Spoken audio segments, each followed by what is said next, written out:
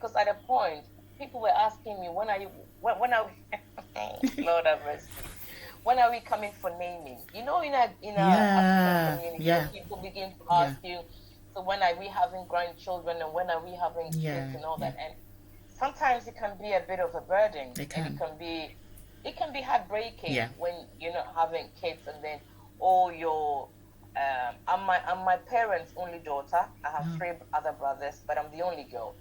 So when all these other people around you, cousins and nieces, are all having kids, and then you are the only one among them, and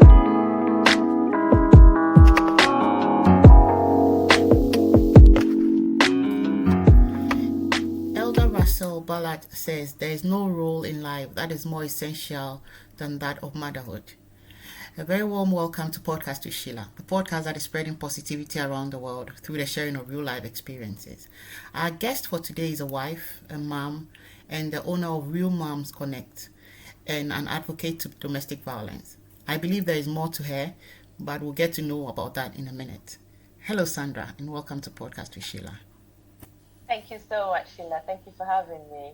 It's a pleasure to have you on our platform today.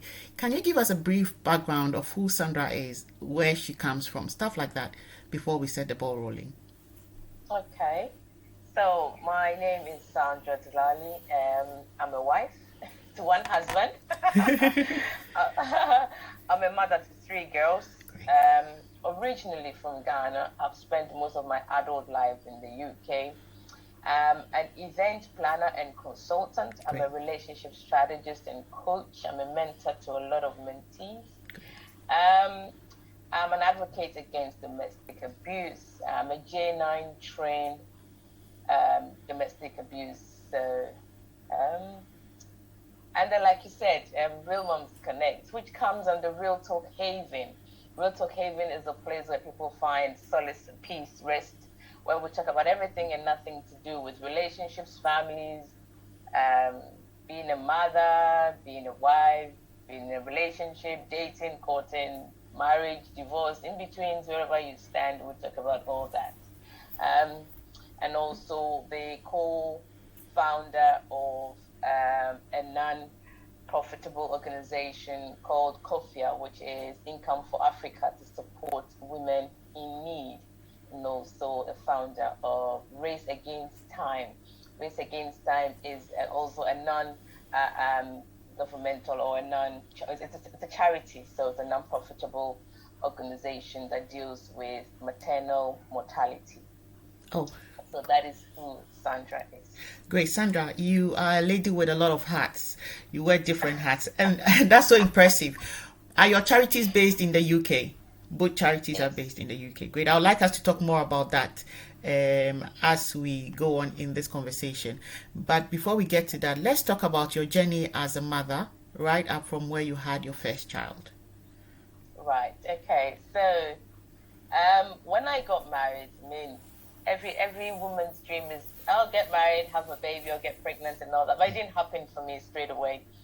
There was a bit of a delay. It took me over 3 years to get pregnant when I got married. No. And in between them times, I had to do a series of tests to find out what was going on. And some of the tests were so painful. I had to do the test that they put the dye in your tubes to see if there was a blockage anywhere, but there was nothing. I did a few other tests to find out if I was fertile. I did the ovulation test.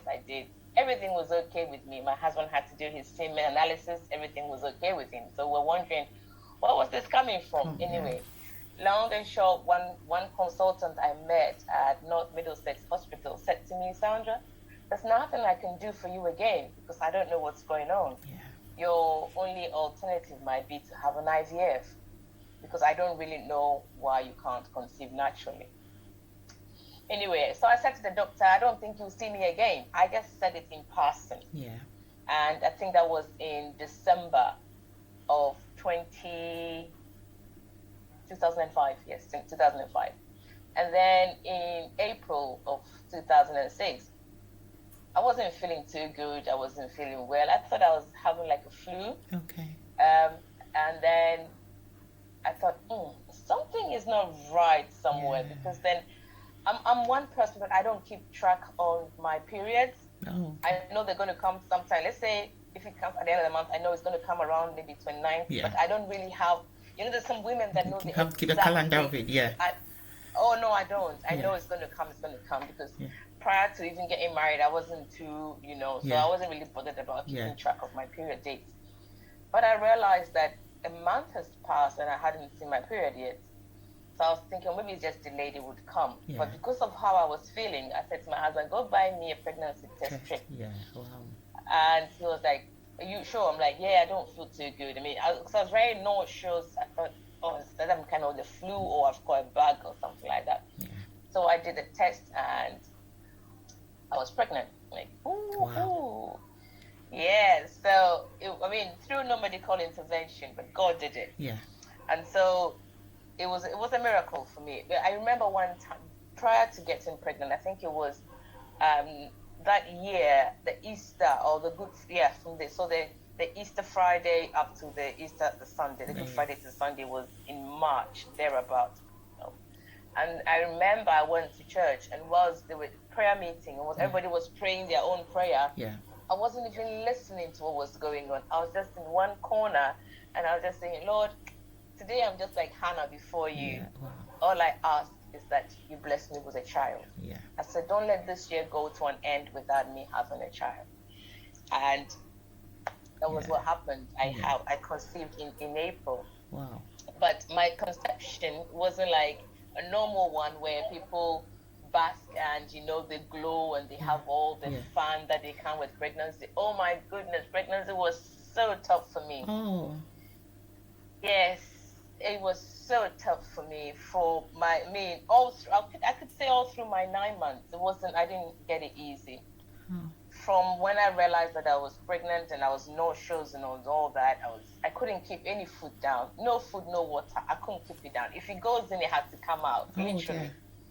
They gave me anti-sickness. I was getting the injection and the tablets. It still wasn't helping.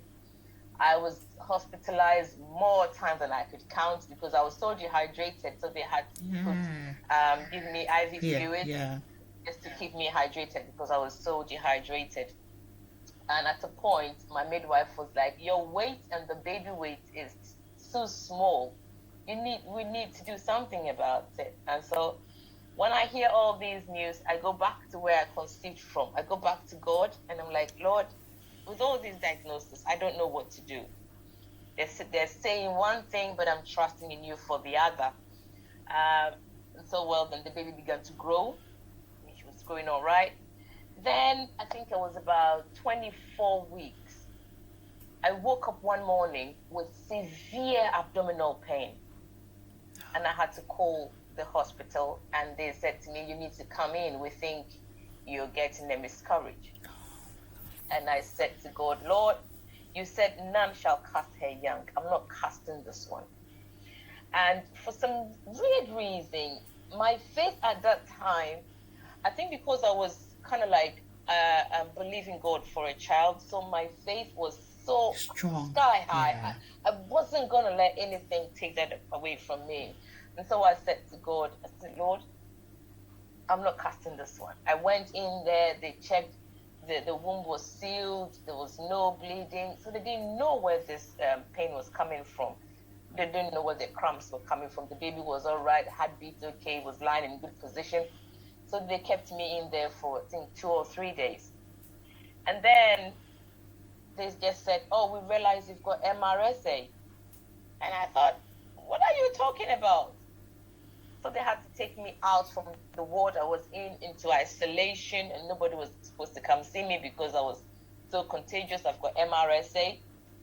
And I said to the doctors, I think your diagnosis is wrong. It's probably somebody else's swab that you've used for me because I haven't done any swab since I came in here. So what do you mean by I've got MRSA? They didn't do any, no, there was no swab. Yeah. But to them, I have MRSA. And so I was kept in hospital for a while.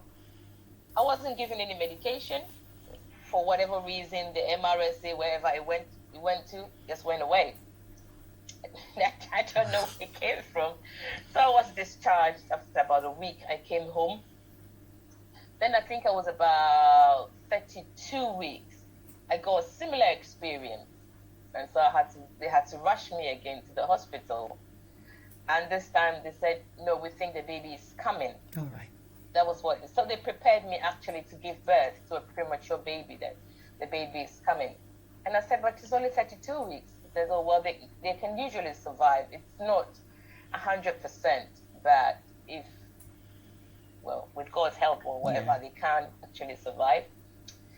But unfortunately, the baby didn't come. When they put me on the monitor, they could see all the contraction signs I was talking about. So I was really like going into labor. All right. And the contractions actually stopped. And the midwives and the doctors were like, what's wrong with you? Because 1 minute you're in labor, the next minute you're not. So they kept me there for 2 days. And then they asked me to come back home. At 37 weeks, I had a similar experience. So I went again. And this time they said, no, 37 weeks, she can come. She's okay to come out. She's fine. I stayed in the hospital for 3 days. Contraction ceased, no movement, baby okay. I had to come back home. At 40, 40 weeks came and went, no contractions. Wow. So they said, yes. So they said, we have to induce you to go into labor because we think. And now the baby was growing bigger and bigger and bigger. So 40 weeks and 5 days. So we're going to do the induction on 41 weeks. 40 weeks and 5 days. My water broke at home. Wow. On the 2nd of December morning. Wow. It was about 7:30. My water broke. So I called the hospital and they said, oh, come in. Finally, she's coming. So we went. Now, with every contraction, my daughter's heartbeat was going down. So she was in distress, yes. And then the consultant that was looking after me said, it's not looking too good. They kept me there for a while. They said, it's not looking too good. We need to do an emergency cesarean because now the heart rate is really, really dropping. So they rushed me into theater for an emergency cesarean.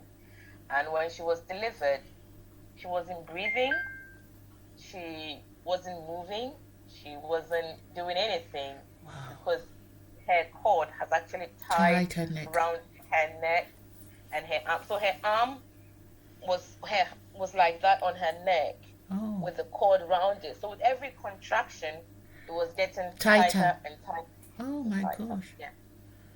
Yeah. And so even now that she's older, she still has the mark on her wrist, and I keep telling her it is God reminding you that He kept you. Yeah. Yeah. So she was actually born alive, but not alive, if I should use that word. Yeah. And so I didn't get to see my baby. She was rushed into NICU because she wasn't breathing yet. And when she was born and they showed her to me, she was blowing bubbles. She was trying to breathe, but she couldn't. So she was just blowing bubbles, trying to get in air. If you see the fish that blows bubbles in the water, my parents were doing it. And I said, no way. I'm not going back home with empty hands. I wouldn't go through all this pain and go home with empty hands. So they rushed her to NICU. So she stayed in NICU. So I didn't see her for the first day she was born. And she was in high dependency. So she was 99% on oxygen. And they said even if she survives, she might have brain damage or speech, or because she wasn't breathing for lack of oxygen. And so the second day I said to my midwife, I said, I want to go and see my baby. She said, are you sure? So anyway, before that, they brought me pictures of her so that just in case she doesn't make it, I still have a picture of the baby. And I said, I said to myself, this picture is not going to be a picture of me going back home to tell a story, but it's going to be me going back home to say, this is the first day she was born. I was going to take that home with her as well. And so the second day they had to, because I had cesarean as well, so I couldn't actually walk. So they had to put me in a wheelchair and take me to NICU to go and see her. And when I saw my baby for the first time, I cried. Oh dear. Because she looked so helpless. She looked like, when you see her, you know there was no hope. Because she had the oxygen, she had all the tubes going through her, and I mean, it was such a sight. Yeah. And then I said to them, can I hold her? And one of the nurses was like, no, you can't, because she's very fragile. But the other one, she's a Mauritian lady. She said, no, you can hold her. Most babies actually recover from a mother's touch. Yeah. So hold her. So they put her on my lap, and I started singing for her. I was singing, yes, Jesus loves me. Yeah. I was singing that song, and I sang, Jesus loves me, this I know. I was singing all these, my Sunday school songs I could count to mind. I was just singing for her. That was the first day. So first day she was 99% on oxygen. She couldn't breathe on her own at all. Wow. Her lungs were, even though she's past like 41 weeks, she's past her due date, her 40 weeks. Yeah. Her lungs were fully developed, but she couldn't breathe properly because of the knot that was tied around her neck. Second day, she was breathing 40% on her own, 60% on the oxygen machine. On the third day, it was a miracle. Wow. She was breathing 99.4% on her own. Wow.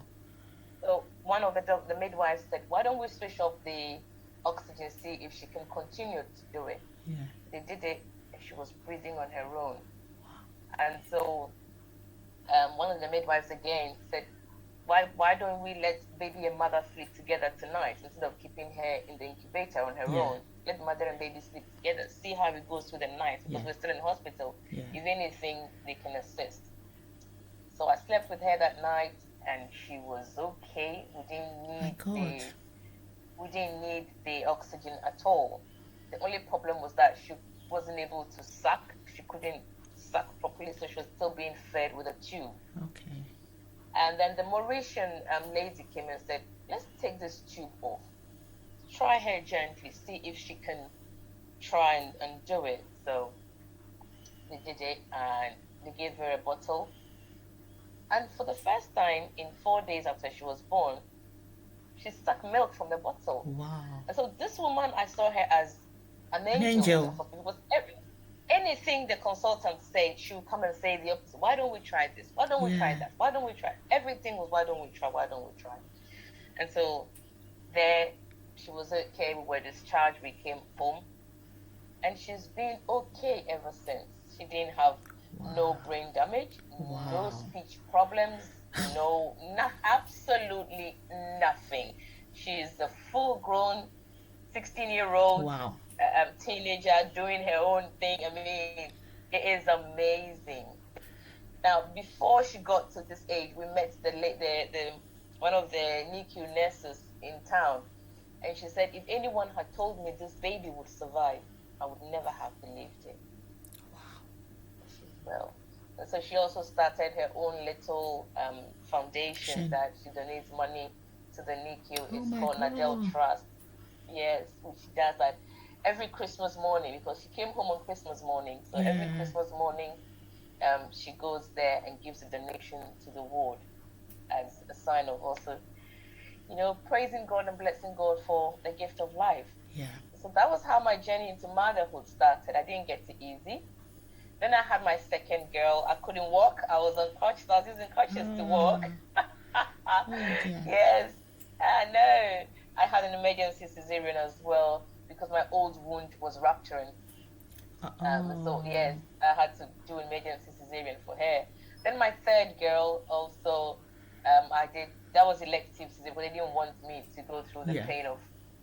So she was delivered at 37 weeks. Okay. So I have three girls. So my journey into motherhood has been a long, winding one. I didn't get it easy at all. Not like how most people do it, and they all. So when I had my third girl, I'm like, I'm done. Yeah. So I got my tubes tied on. So I'm sterile. Okay. Completely sterile. Done. Hands up. Yeah. Wow. Well, Sandra, your story is so inspiring, and I have similar story to yours. I've never had it too easy in pregnancy as well, because I was told I couldn't have children. So it's also been a faith. It's been a faith journey for me, and I'm excited we are sharing the story. I've shared it too many times. My story, I've shared it too many times on this podcast, so I wouldn't like to do it again, so that it doesn't look like But I think that there are certain things in life that is only God who can turn it around. And I believe he does that for his glory. And all the time, Absolutely. when I look at my children and I tell them they are my source of joy, especially my little girl, the challenges I went through, and I'm getting a bit teary now. So when I look, anytime I'm down and I look at her, I just Yeah. find joy suddenly. And anytime I see her, I give her a kiss on the forehead, on the cheek. And then Yeah. one time she asked me, "Why do you do that?" I said, "I don't know, but when I see you, that's what I feel like doing. So I just do it." Yeah. Because that is what she Yeah. does to me, And she has a big smile and she's a bit clingy. She'll hug you herself. She gives you a kiss. She blows you a kiss everywhere. She's like that. So Yeah. she's a Yeah. source of joy to me. And I think that God does that for us. I see them and I always remember what God did. And sometimes when they are not around, I just go on my knees and I start thanking God because I see him, Yeah. I see that he's the only one who can do it. No one else could do it. No one else could do it. No. Because at the time I was going through multiple challenges, it was like a roller coaster of my life. And sometimes people, as you go along, people get to see you. And at a point, some people wanted to tag me as, when you have issues in life with pregnancy and stuff like that, people tend to say it's a curse, Yeah. the way people think. But I've always seen that as God strengthening me Absolutely. because it's been a build up of things upon things, and I don't know what will break me. Of course, things comes in and out. You get sad, you go down a bit, but you always bounce back. And when you bounce back, it's bigger than what was before. So Absolutely. I'm never worried about trials. I've never worried about tribulations. I've just gotten to know that anytime I go through one, it means that there is a higher price at the end of it for me. And I'm delighted to go in. Rather, what I say is God strengthening me to go through it and come out successful Yeah. for your glory. And I always say that and I go through it successfully. So I'm excited you are sharing this. If anybody is expecting like the fruit of the womb or is looking at having children, they should take both of us as Yes. and then trust I that. always say that Yeah. I only asked God for one and I got Yeah. two. Yeah. So it's buy one, got Get too free. But I've heard something about the prayer of Hannah that if you say, anytime you say it with faith, it works. Yeah, it does. It works. Yeah. You say it, pour your heart out, just like she did it. And then you trust God for it. It definitely will work. So, yeah, anybody looking at us should believe that whatever they are asking God for, it shouldn't be just children. It could be anything, husband, financial breakthrough, anything. They should believe that. So far as you've tabled it to Him, He will definitely answer if you trust that He will do it. Let's talk about Real Moms Connect. How did it start? So at a point, I realized that a lot of mothers were going through challenges with parenting and motherhood. The whole journey of motherhood is not easy. And sometimes it can be very lonely on that journey because you think you're on your own. And so when people are asking you about, so how do you do it? Because you're always busy, but you always have time for your kids. How do you manage it? And so it was a friend of mine, I actually call her sister, Emma. And she was like, sis, you have all these ideas. You're doing all this. So she actually started the platform. We started with the WhatsApp platform. Okay. She started the WhatsApp platform of Real Moms Connect, where we talk to mothers and wives on the journey of motherhood, how not to lose yourself. Yeah. Be present. Yeah. Enjoy the journey of motherhood and still enjoy your individuality as a woman. Yeah. Some people get married and they lose who they are. Their identity is all because I'm a wife. Or you shouldn't lose your identity because you get married. Yeah. No. Yeah. The man only comes in there to complement you. Yeah. You're already an embodiment of what God made you. So Yeah. that is who you are. You don't need to lose it because you are a mother or a wife. But you have to actually live the purpose that God has given to you. And so with that in mind, we decided that, okay, let's get Real Moms Connect, a community where we support mothers and wives going through the journey of motherhood. Yeah. Or even wives who don't even have kids yet, that we might be able to inspire them. That a story that somebody would share would inspire them. And like you said, you've said your story so many times.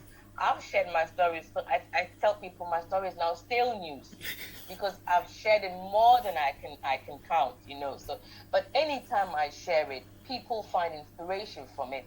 I get a source of strength from it. Yeah. Looking back at it, I'm always like, I'm so thankful, I'm so grateful, because at a point, people were asking me, when are we, Lord have mercy. When are we coming for naming? In our African community, people begin to ask you, so when are we having grandchildren and when are we having kids and all that? And sometimes it can be a bit of a burden. It can be heartbreaking when you're not having kids, and then I'm my parents' only daughter. I have 3 other brothers, but I'm the only girl. So when all these other people around you, cousins and nieces, are all having kids, and then you are the older one among them, but you don't have it. And honestly, in as much as I wanted to have kids, at the point I wasn't really bothered. I was thinking that in God's own time it would come. Yeah. But then when you see it, you are human. And so when you go for other people's dedication and christening and you're holding the baby, you crave for that. Because you're human. Yeah. But I didn't let it consume me, that I was so broken to the point where if you don't give me a child, no. I desperately I wanted one, but it wasn't at a point of desperation where I was losing my hope in God. Yeah. I was holding on to Him. I was hoping against hope that I would get a child. My God, you said you're hoping against hope. In the previous episode we recorded, I listened to the lady's story and I told her she's hope personified. So if somebody's looking for hope and doesn't know what hope looks like, they should look at her. Because as vibrant as she is, beautiful young lady, at age 28, you lost mobility. Yeah. And the way she was able to bring herself up to walk, but talking up to herself positively, back to walk again, I said she's hope. So when you said hope, I just remembered her. But everything you've said is seriously on point. Sometimes society can give you unnecessary pressure. I'm telling you. It's unnecessary. And,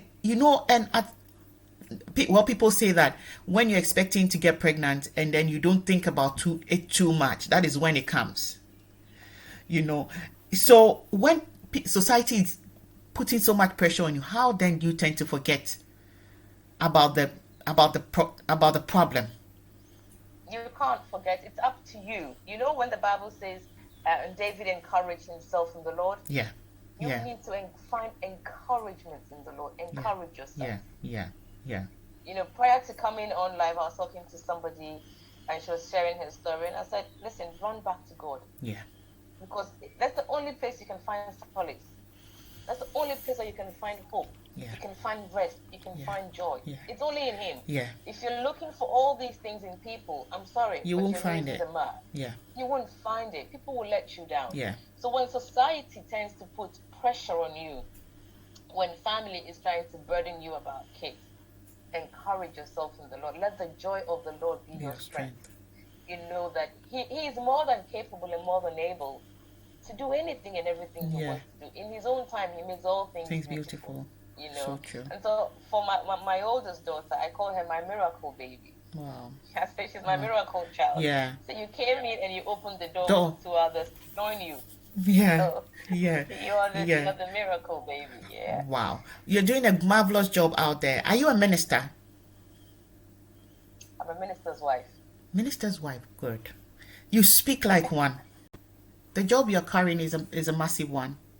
Working with women is not easy because women can be quite petty. So it's not an easy task. Not even quite. Very. I want to be a bit... I wanted to just put it right, so that I'm not judged out there. So... can be very so it's not easy at all working with women. I just tend to kind of understand it as a woman, knowing where it comes from, because when we go through a lot of pressure at home with the kids, and especially in this part of town, in this part of the world, you can easily be overburdened by everything else, and that could have an impact on our lives as a woman. So when you talked about women not giving up on themselves when they get married and when they become mothers, is one big thing I tend to talk about anytime I meet a woman and I think she's giving up a little bit on herself. Sometimes people think that I'm confident in my skin, so I just wear anything and then. But when people see you, is your image, the image is the first thing they see. You may say, I don't care about what people say.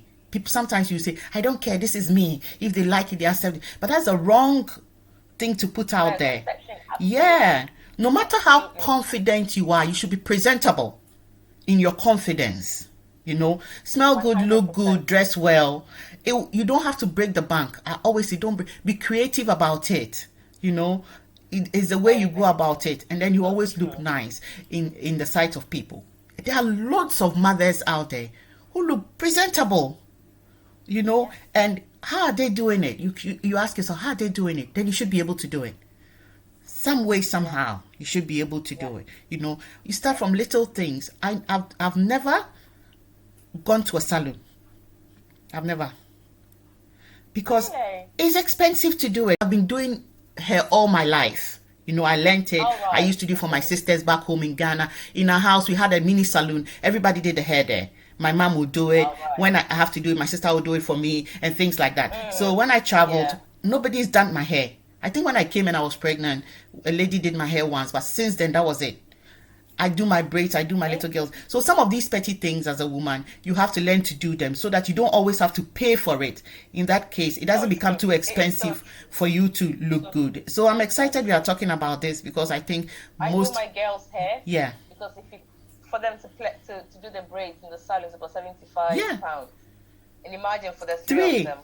My God. I know. So I do it and it looks really neat and so good. And people ask them, why did you do your hair? And they go, my mom did it. Really? Yes. Yeah. You have to be creative. You just have to be. Yeah. I met a lady today. She said, I sew my boys' clothes. If you can, you have to do it. To say, especially in this day and age when everything is gone so expensive, you don't have to buy everything.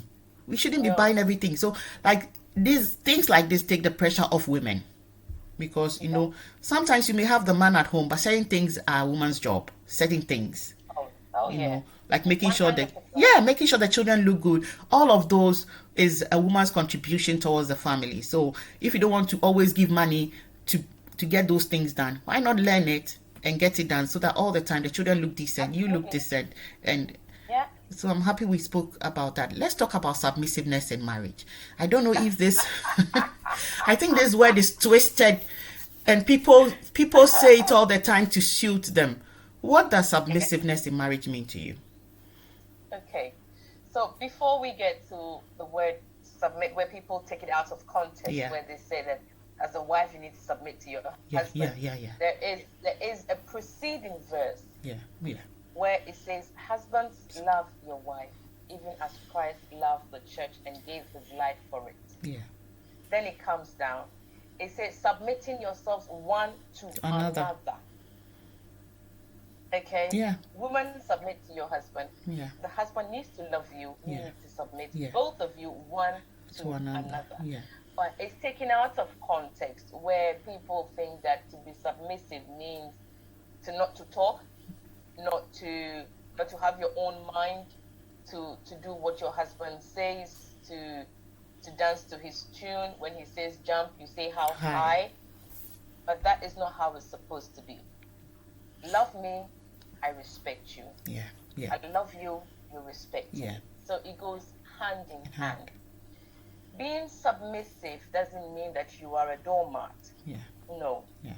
Being submissive means that I'm here for you, I'm listening to you, I'm supporting your dreams, I'm supporting your ideas you're bringing. If the ideas are not right or they're not going to be beneficial to you and to me and to our family, I am here for you that we discuss it. Two heads, they say, are better than one. But people tend to take that word submissive or submission out of context, and they make a whole lot of hullabaloo about it. That even if you're an independent woman, she's not submission, she's not submissive, she's not this and that. No, submission doesn't mean that I need to sit down for you to beat me until I die. I don't need to sit down for you to insult me, to take my self-esteem away, to take my confidence away. No, love me. Be there for me emotionally. Be there for me when I need you. Be there for me as a man of the house, as my husband, as the father of my kid, as the head of the family. I can't take that away from you. That is your position that God has given to you as the head of the family.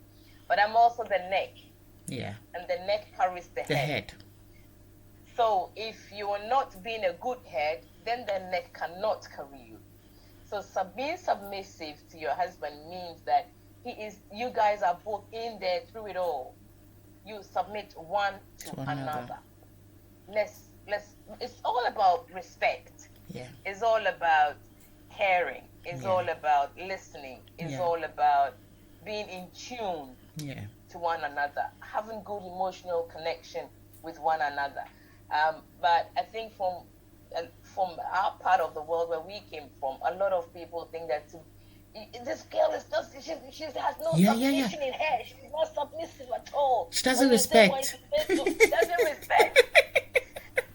And the reason why she doesn't respect is because the husband said something and she thought it wasn't right. And she responded by saying that, no, I think if we do A, B, C, it would be better. So then you have no submission in you. You're not submissive. You're not submissive wife. But when God said that we should submit, He didn't say that sit down, let them beat you, let them abuse you, let them control you. No. It means I am there to respect you. Yeah. I'm there to honor you. Yeah. I am there to help you. Yeah. That is my position in your life. Yeah. As a helpmate, I'm there to help. But you need to give me something to help with. Yeah. And that is why the Bible, the preceding verse says, love your wife even as Christ loved the church and gave his life for it. So you need to love, the wife needs to respect, we submit to one another, we're in it together. Sandra, love is a big word. Sometimes when some people say, I love you, especially when a man is saying, I love you to a woman, or a woman is saying, I love you to I tend to ask, if we know the true meaning of love, I don't think we'll be throwing the word out the way we do. Because loving selflessly just like Christ loved the church is nowhere close to what we do in our daily life. And especially when a man is loving a woman the way Christ loved the church, or a woman is doing likewise, there is no way the person will not submit. That kind of submission the Bible is talking about. That's what I'm saying, that there's a preceding verse. Yeah. So if you want the woman to do what the Bible is saying, you as the man need to do what the preceding verse says. Then the next one will follow. Then the other one will follow. When it says that the woman should submit to the husband, it goes again to say submitting one to another. So both of them. So it goes. You see, it works. It works like that. We have to do it this way. You love me, I respect you, so I submit under your authority, and then we both submit one to another. So I read a post. A very interesting post. I took my time to read the whole thing. I think the person had written about the late Nigerian gospel artist Osinachi and was trying to bring out some red flags of an abusive person and saying, if you meet a man and the man says you cannot work, giving you things you can do, where have you been? Why have I been calling you all this while and you're not picking the phone? Who are you talking to? I don't like that friend of yours. I don't like the way she is. Like, those are some of the red flags. Lately, I think, I don't know if we're feeding it, but it happens that people have it at the back of their mind that the number of men in the world is limited and women in the world is more. And I think that has also gotten into the heads of men, that they can treat women anyhow because there are other women out there who are also waiting for them. If you're not doing, someone is out there who will do it and do this and do that. And some of us women are not patient enough to wait for the right person. So we just accept anything else. What can we say to somebody who is waiting to get married and is 35, 36, 37, close to 40, and think the clock is ticking and can't wait anymore, therefore just goes in for? What can we say to somebody like that? Okay. So there's no rush. There's no time. I said don't put no time limit on yourself. And don't think that the men in the world are so limited that you won't find yours. Yeah. because God is more than able to create more men. Yeah. Wherever they're going to come from, don't know, don't care, but God has one for you. Yeah. That is what you need to understand. Yeah. You don't need to put pressure on yourself. When you're single and waiting, that's how I call them, single and waiting, work on yourself. Yeah. Develop yourself. Get to know who you are. Be content with who you are. The minute you begin to be so content with yourself, all this stress of when am I going to find a man, when is the man coming, begins to, if he comes, fine. But you don't let it bother you. It doesn't become like pressure. You know, it doesn't, it's not, how do I put it? It's not burdensome on you. It doesn't become a burden because you know that you would get married one day. Yeah. You would find a man one day. But in the waiting process, what do you do? Yeah. In the waiting process. Now, if I don't want to preach, but let me just go back a little bit. If you look at Esther, prior to her going into the king's presence, she was a lady in waiting. Yeah. She was being prepared. They gave her 6 months of oil of myrrh. They gave her all the fragrance and all that. She was being prepared. So whilst you want to get married, what preparation are you doing for yourself? Yeah. Are you waiting for the man to come and complete you? Are you waiting for the man to come and boost your self-esteem up? Are you waiting for the man to come and give you confidence? No. Your identity. Know yourself. Know who you are. Encourage yourself. Develop yourself. Develop a skill. Go to school. Learn a trade. Learn a career. Prepare. So when the man is coming or when the man comes, you're already there. You don't, if he comes, fine. I didn't get married early.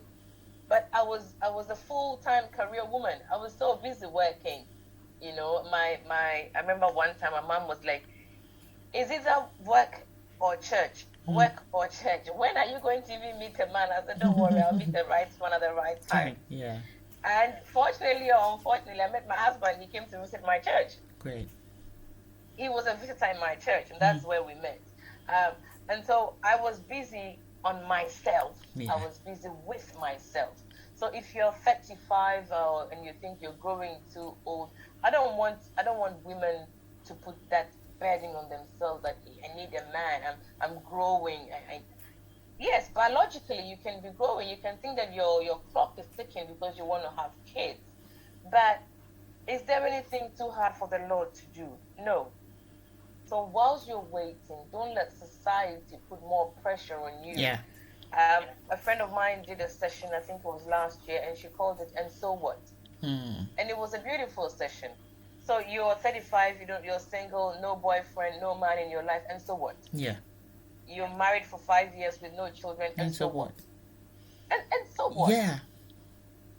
And so what? Are they God to determine the time of life for you? No. Your times are in the hands of God. If we all come to that understanding and to know that in God's own time, He makes all things beautiful. We wouldn't fret with so many things. We wouldn't bother. Like I said before, we're human. And so we tend to worry. We tend to think we need this, we need that. When am I going to? When am I not going to? But the men are not getting finished. There's more fish in the sea. Even if they get finished, and so what? And so what? Thank you. And so what? Maybe you need to do a podcast on that. And so what? Even if you don't get married, and so what? Yeah. Find content. Be content with who you are. Exactly. You know, I'm so content. During the lockdown, people were like, "So how are you coping?" I'm like, "Me? How am I coping? Yeah. I even love being at home because I had all my family around. Yeah. I have my husband, I have my girls. Yeah. We were having the time of our lives because we're all together. Yeah. My husband travels a lot, but during the lockdown, we were all at home, and I was enjoying that. Yeah. I didn't miss going out because I don't really like going out, so I didn't really miss it. Yeah. At all. Yeah. If you're content with who you are, my goodness, there's nothing like that. Enjoy your own company. When you don't enjoy your own company, then you begin to think, I'm lonely, I need somebody else to come into my life, and I'm this and I'm that. No, but if we're able to teach our young girls right from when they are young, find contentment within yourself. be happy within yourself. Find yourself, find your identity, and just encourage them. They would grow up knowing that even if I don't have a man in my life, I'm still a complete person. The man coming is only coming to complement me. That's it. He's not coming to complete me because I'm a complete person already. You're not a half human being if you're single. 35, no man, and so what?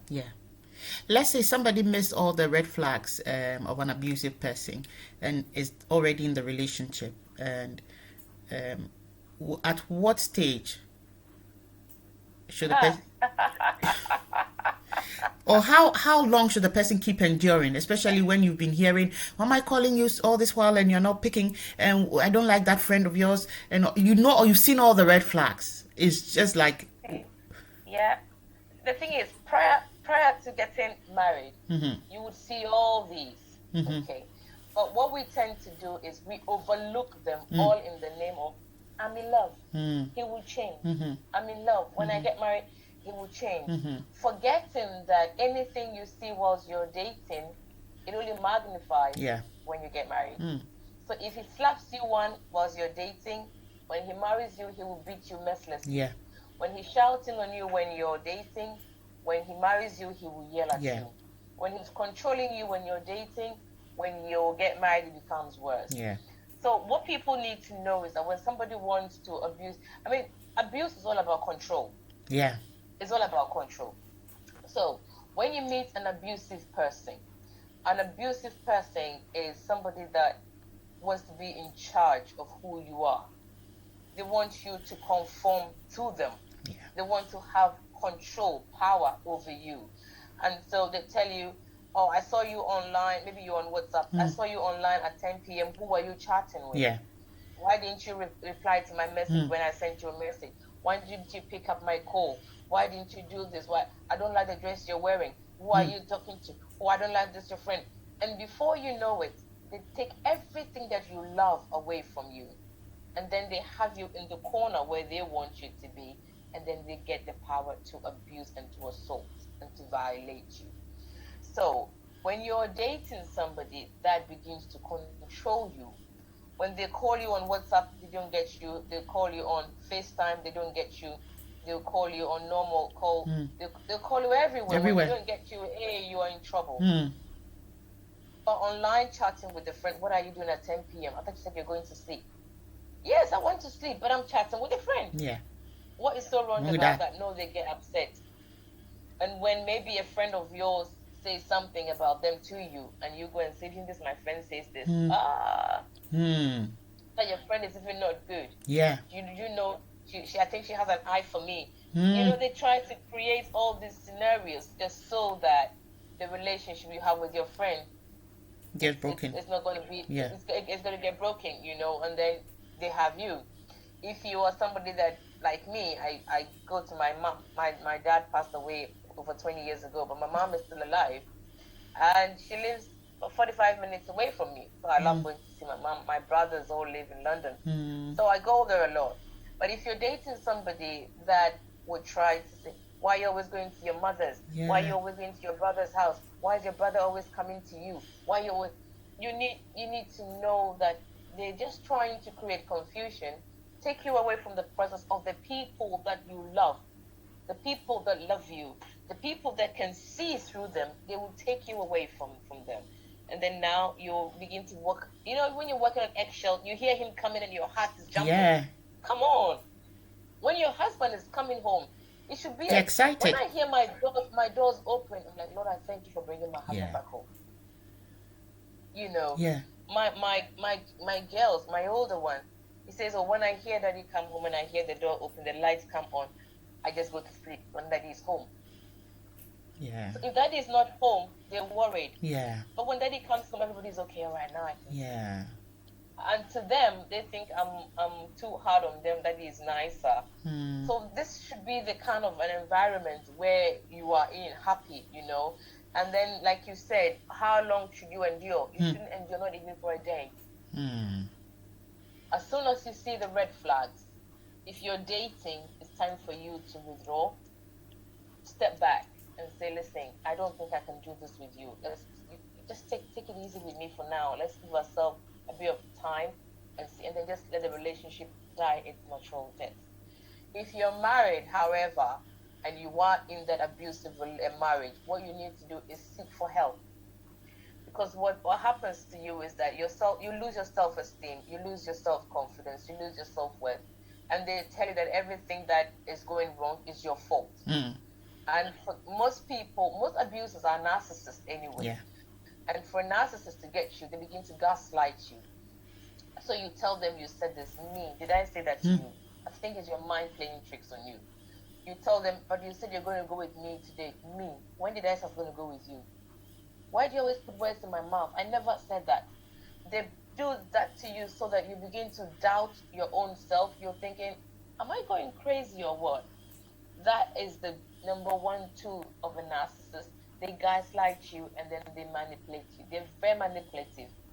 Narcissists are very manipulative. Sometimes you might not even see it, because what they do is that they hit you with one hand, then they pamper you with the other. Yeah. Hit you with one, they pamper you with the other. So you begin to get bonded with that, which is called trauma bonding. That is why most victims can't leave, because they're trauma bonded with that. He will change. He said he will change. He said he's sorry. He apologized. He did this, but he'll do it again. You're always walking on eggshells around them, and it shouldn't be. So if you're in an abusive marriage, what you need to do is seek for help. If you live in our part of the world where it's very easy to just pick up the phone and call Women's Refuge or call the domestic abuse helpline, you can get help. Yeah. And what we teach victims is also that we give them a number and we call it the barcode.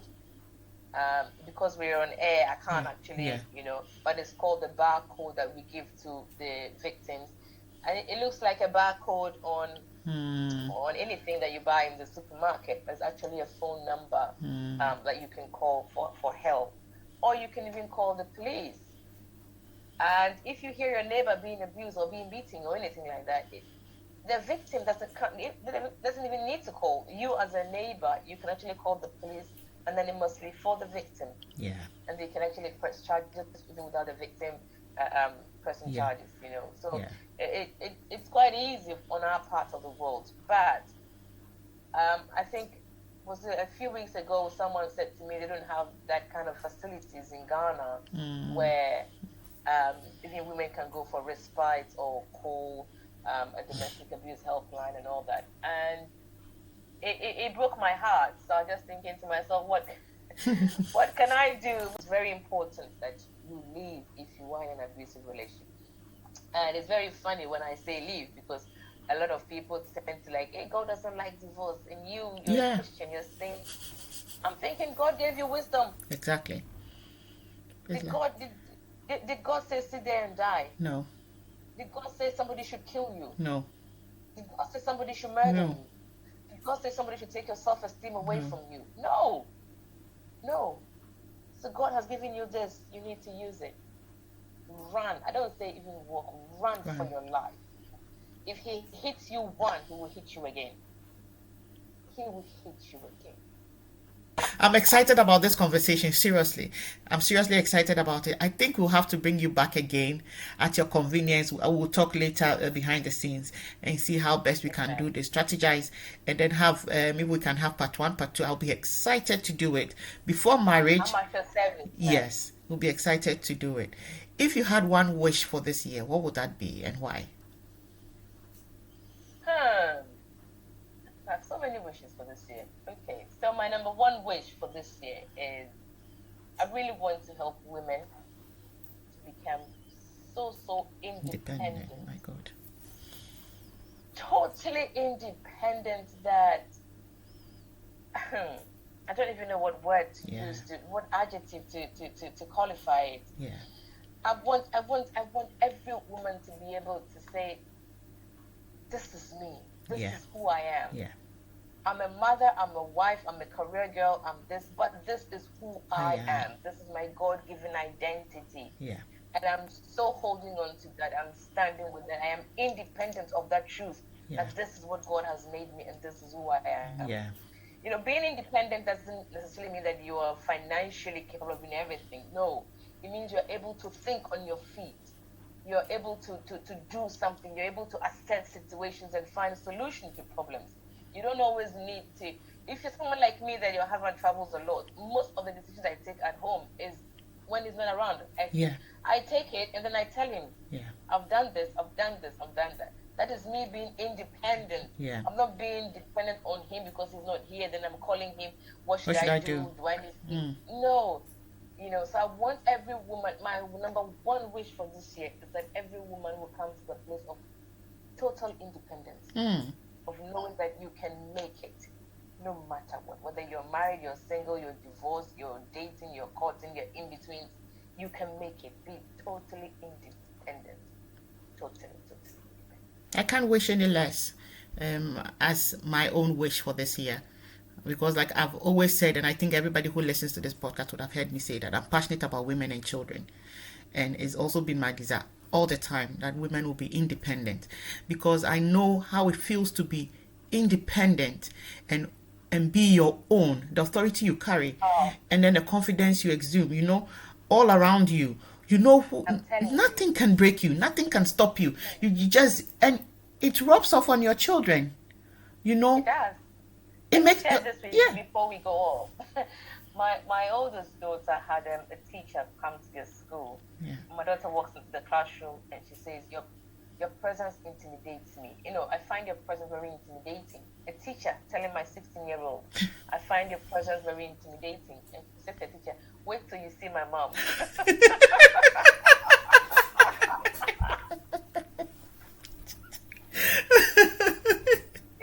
And they gave her detention for talking back to a teacher. And she said, but you said you find me intimidating. And I said, wait till you meet my mother. I wasn't being rude. I was just telling you. My God. Some of these things you cannot talk too much. One time my little girl came and said, a friend in my class, a girl in my class says, I don't like your mom. Oh dear. And then she said, what did she do? So she said she kept asking her, what did she do? Why don't you like my mom? I just don't like her. They find your presence intimidating. I guess. And this would have been a grown-up conversation where the child might have heard. And then she's talking about it. Because my little girl is 5 years old. So how can 5 or maximum 6? But she's the youngest in the class. So there are about another 5-year-old or maximum 6-year-old will be saying, I hate your mom. I don't have any connection with that little girl. So how can she just say that unless she's heard grown-ups? An adult conversation, I'm excited about this conversation. It's down my street, so I'm so excited about it. We could keep going on and on and on, but time will not permit us. I know. In closing, what would your final message be to our listeners, if you have any? I have so many things to say.